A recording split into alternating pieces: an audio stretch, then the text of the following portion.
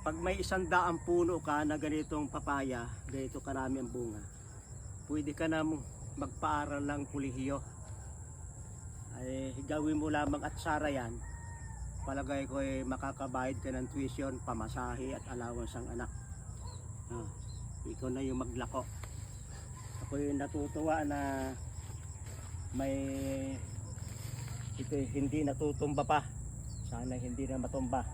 Ay talagang napakarami, hitik na hitik siya ng bunga. So saan man ako pumunta, nakikita ko at ito yung malapit ang mahinog.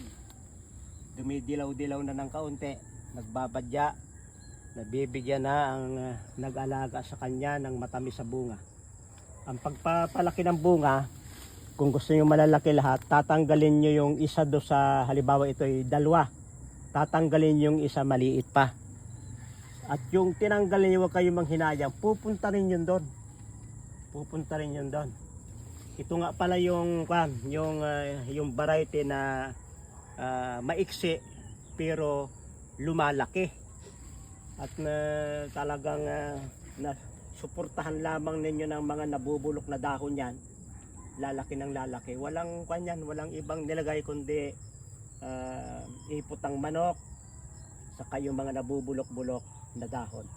Dinidilig ng pinaghugasan ng isda o ng binabad sa molasses ng mga hasang, mga fish waste. At ganito ang naging resulta. Maraming salamat sa inyong pagsubaybay sa Natural Wellness, si Pastor Vito.